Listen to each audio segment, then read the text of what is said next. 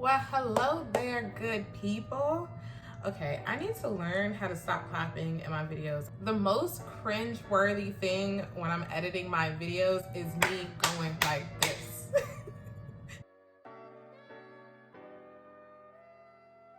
Yes, y'all, I've gone to my nail lady, okay? Where I live, we entered phase 1 on Friday. My nail lady texted me on the Monday prior to phase 1 opening and was like, "Hey girl," and I was like, "Yes girl," and here I am. Don't judge me. We practice safe distancing, all of that jazz. They can only allow, I think it was 50% occupancy, and it was appointment only, blah, blah, blah. So I'm good. I mean, I'm good and I look good. So welcome to this week's Red Ink Corner. This week we're going to get a little personal. We are going to talk about how to handle office conflict as a Black woman.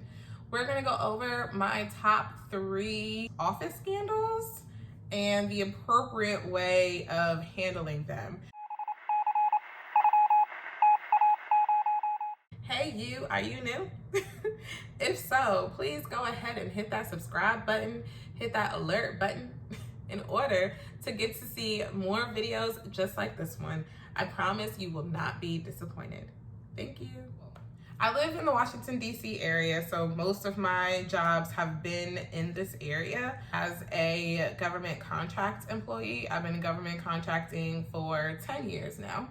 My very first management position, I did not handle well at all. I thought that I did. I thought I was ready for it, but I didn't handle it well. My first office conflict lesson as a Black woman is to learn how to keep work and personal life separate. One of my first management gigs, my office was a little too personal. We literally shared everything together. I'm still friends with some of these people that in the office, and I wouldn't trade their friendship in for the world. However, looking back at it, it was completely unprofessional, and because we were unprofessional, it led to gossiping and rumors and this kind of defamation of who we were as professionals.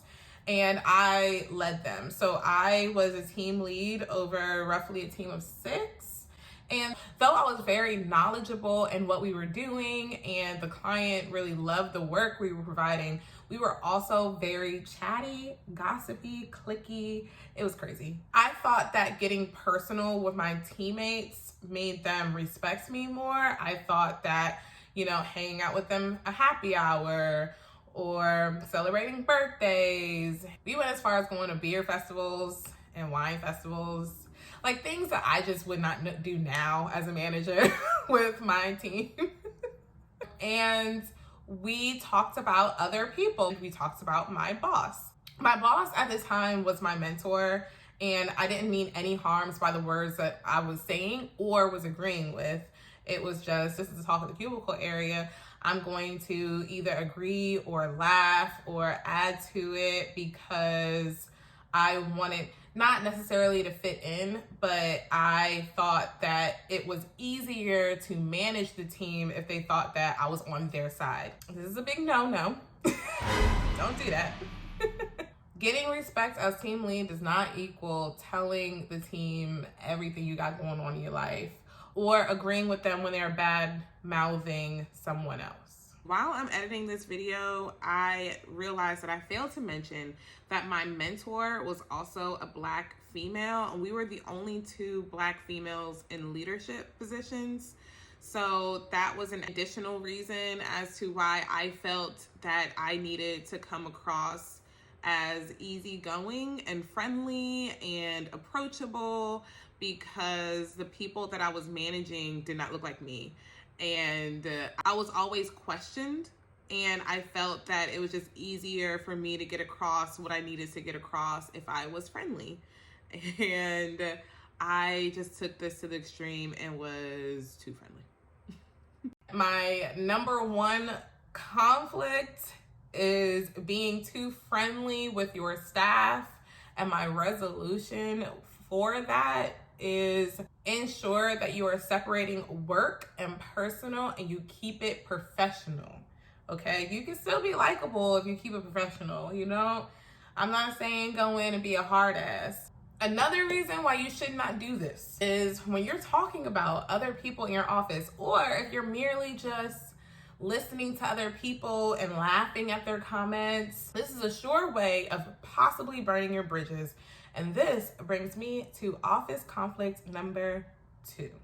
My office conflict number 2 is dealing with a difficult boss who is probably holding you back. I dealt with several difficult bosses, but I have one particular boss that was direct karma of my loose mouth working in my first management position. So this boss made it her goal to make sure I don't work my way up, pretty much.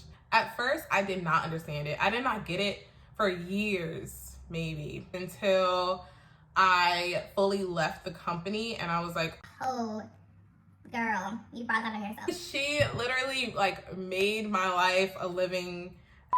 What I learned in that situation is I had to learn everything that I could in order to move forward outside of the company.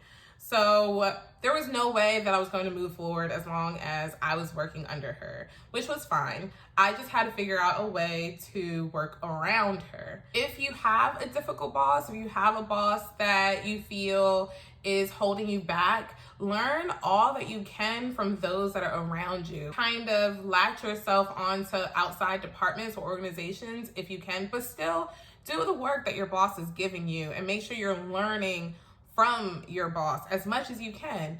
If they're not telling you anything, this is when active listening really comes into play. You just start listening to everything that's around you. Just kind of put yourself out there as much as you can, as much as your boss will allow.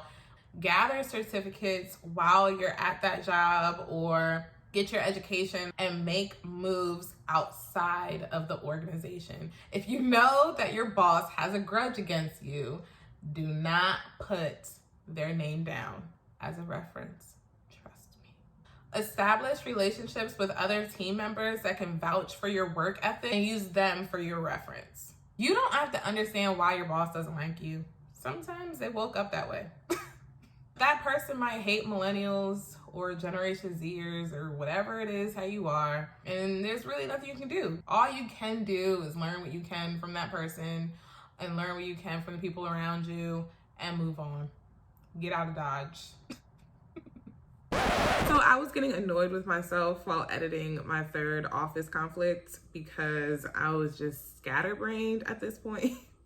I don't know what's wrong with me. But my third office conflict has to do with sexual harassment. What I've noticed as a young Black woman in the office is I get hit on a lot. Sadly, at this point in my career, I don't even get offended by it anymore. Like, that's how common it is. The ironic part about this is it's mainly senior level Black men who hit on me. I guess especially early on in my career, I was seen as easygoing, beautiful. So I guess I come across as an easy target or vulnerable, so they can say and do things around me that they thought that I wasn't going to have the guts or courage to say anything back to them or say anything about them to HR. I do want to caveat and say,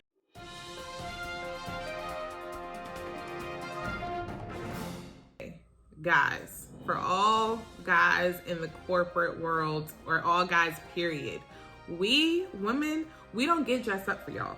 We don't get dressed up for y'all. We don't put on makeup for y'all. We don't do our eyebrows and our nails, and we don't do any of that for you.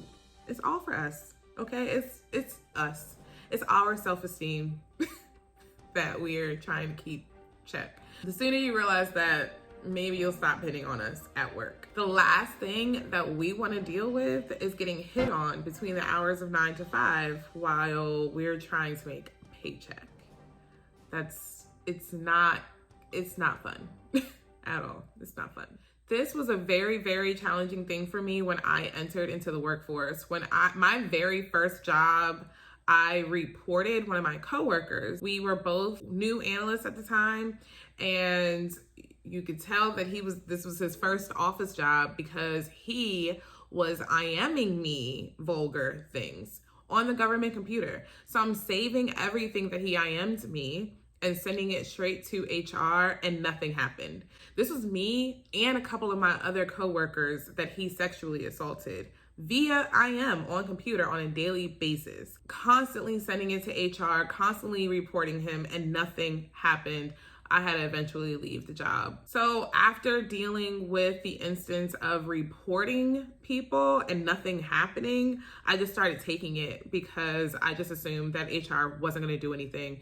If HR was not going to do anything for this coworker of mine, I know for a fact that they're not going to do anything about my government client who is hitting on me. I have been in an office where I was the only female, let alone the only Black person. So I purposely didn't wear skirts in the office. I only wore pants one size too big and like oversized sweaters and cardigans. That office was just full of sexist jokes around me. It's not always someone hitting on you. You can be in an uncomfortable environment just by having men who are used to working with only men, especially working with military guys. Not saying all military guys are sexist, but a majority of them, they're just used to being around all guys. So they're gonna share their sexist jokes about their wives and not care one bit who's around them. So I've dealt with a lot of that, and in my experience, my takeaway as a Black woman who has experienced sexual harassment in my past, and I have not had one company I feel who has had my back in dealing with my sexual harassment cases. So my solution is speak up for yourself. If they have the balls to say whatever it is that they want to you, around you, feel on you, then you have the balls to say whatever it is that you need to say to protect yourself, because nobody else is going to protect you. And if you're still having issues after that, then leave. If you tell your company is either me or Bob, because Bob has been sexually harassing you for months now and you have been complaining about it and no one is doing something about it, the right company will do the right thing to keep you. The right company will do the right thing to keep you. Trust me. And if they don't fight to keep you, then you don't need to be there, sis. Go on. Go ahead, pack your bags, go somewhere else, because Bob is always going to be there and nothing's going to happen to Bob. At the end of the day, you want your peace and dignity. Is it worth staying in a situation when you know Bob is not going to let up because he got the protecting gurus around him? Or do you just go ahead and leave? I have gotten to a point in my maturity in my career that I just don't tolerate it. I don't put myself in positions where I am extra flirtatious. I don't put myself in situations where I am left alone with someone that I don't feel comfortable with at work. And I'm upfront. Don't talk to me in that way. Don't say those things around me. That's not funny. That is sexist. Or my favorite, that's racial. We can get into the Black girl stereotype at work in a completely different video, because that's a different YouTube video all in itself. But so I don't necessarily have a particular office scandal for sexual harassment, because I have dealt with sexual harassment in every single office that I have worked in. And what I have learned is to stand up for yourself. I hope that you guys are able to learn something from my 3 office conflicts that I have run into in my 10 years of being a government contractor. If you want to expound on anything that I talked about today, or if you have dealt with any office conflict in your career, drop those comments below. Let's have a dialogue about what's going on and how to resolve it, or what you did to overcome it. I'd love to hear from you.